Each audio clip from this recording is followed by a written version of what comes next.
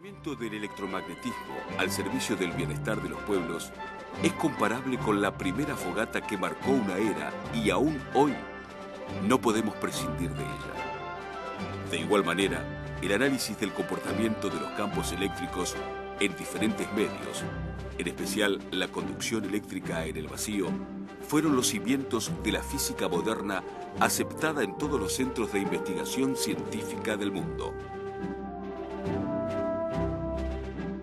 Todos somos energía. Usamos y vivimos inmersos en un universo de energía, letal del cosmos, pero vital al ser filtrada por nuestra atmósfera, energía natural de las olas y todo el espectro de nuestro ecosistema, como también la artificial, que a través de grandes redes de transporte se fomenta el progreso. Röntgen descubre los rayos X en 1895 y a los pocos meses ya generaba asombro en el uso de la radiología médica, mientras que para otros un singular recuerdo para los nietos sin tener en cuenta el daño radiobiológico. Thomson, en el año 1900, anuncia el descubrimiento de la más diminuta de las partículas conocidas hasta ese momento, a la que llamó electrón, inspirándose en el ámbar de los experimentos triboeléctricos de Tales de Mileto, ya que ámbar en griego significa electrón.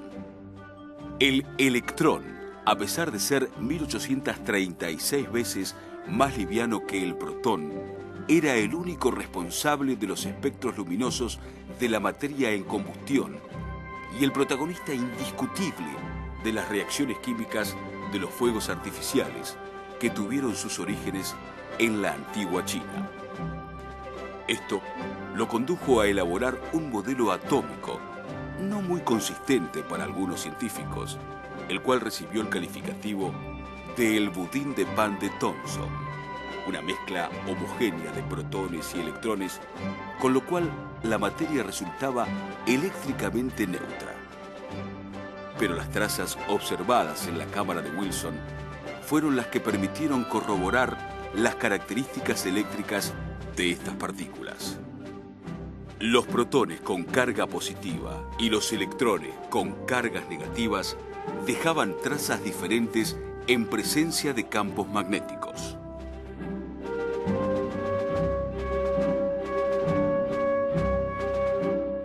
Todo parecía responder bien a la física cuántica de Max Planck del año 1900, analizando el espectro luminoso y continuo de un sólido incandescente o las bandas oscuras del Sol.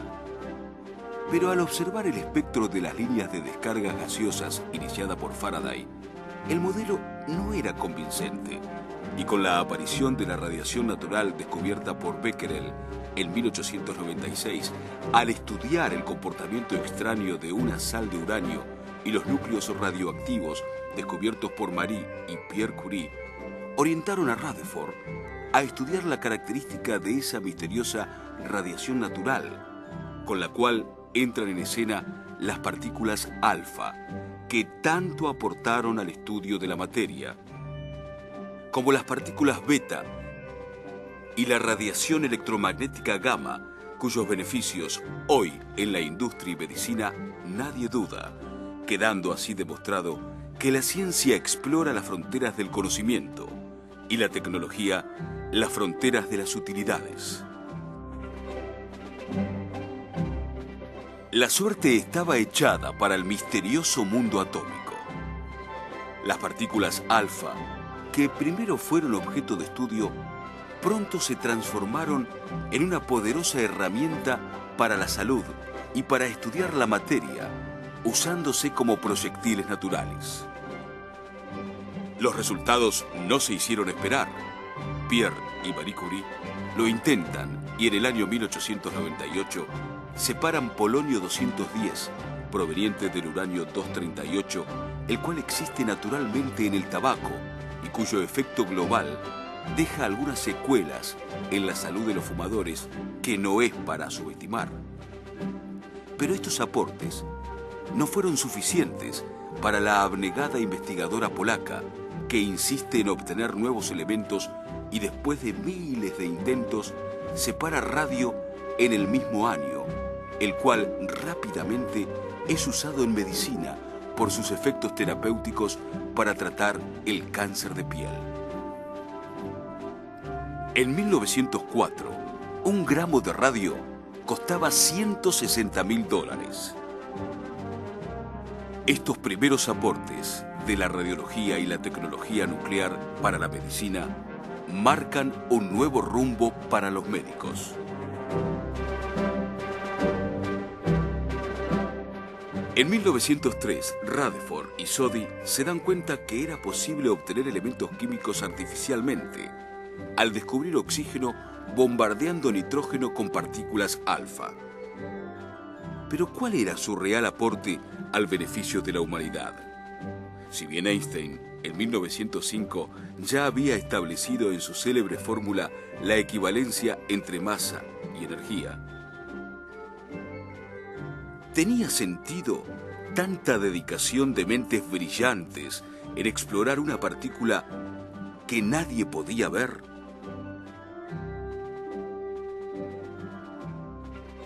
La radioterapia y el radiodiagnóstico con radioelementos, que hoy son imprescindibles en un centro de diagnóstico médico, fue la respuesta al interrogante.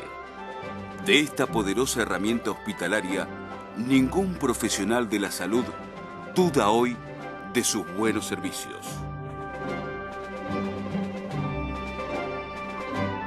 Las partículas alfa que emitían los radioelementos eran las protagonistas científicas de la época donde todos aceptan sus valiosos servicios. Sin embargo, a pesar de la contundencia experimental a la cual había arribado Rutherford, usando partículas alfa como proyectiles, de que el átomo tenía núcleo cargado positivamente y que los electrones orbitaban en su entorno, esto no alcanzó para convencer a una comunidad científica justificadamente exigente y reacia para reconsiderar el modelo atómico existente. Fue necesaria la lucidez mental de un joven físico llamado Niels Bohr, cuyos fundamentos teóricos pudieron convencer a todos sus pares, transformándose desde 1913 en un verdadero maestro y referente de la física nuclear de todos los tiempos. El átomo de Rutherford-Bohr fue, y aún hoy sigue siendo, el modelo atómico que permitía explicar muchos de los fenómenos físico-químicos complejos para la época. Pero en los límites del conocimiento surge una nueva meta. ¿Cómo explorar un núcleo que ocupa unas 20 millonésima parte del volumen total del átomo? ¿Y qué instrumento usar? Imaginemos su tamaño, igual al de una pelotita de golf en el centro de un estadio de fútbol. Los electrones serían pulgas alborotadas en la tribuna. Pero de que el átomo es hueco y toda la materia está en ese diminuto núcleo, no fue tarea fácil de explicar. ¿Qué fuerzas tan extrañas podían mantener unidas a esas partículas de igual cargas? Hoy es común hablar de las fuerzas nucleares fuertes y nucleares débiles, pero tuvieron que pasar 20 años para que en 1933 Chadwick, con la contribución de Friedrich Joliot e Irene Curie en Francia y Vogt y Becker en Alemania, demostró que en el núcleo había protones y neutrones. Por tal motivo, los elementos químicos, de acuerdo a la cantidad de neutrones que poseían, podían resultar más pesados o más livianos. He aquí los isótopos, que suelen identificarse con un número que refleja la cantidad de partículas nucleares, pero con igual cantidad de protones, como el hidrógeno 1, el hidrógeno 2, también llamado deuterio, que es el constituyente del agua pesada, y el hidrógeno 3, comúnmente llamado tritio.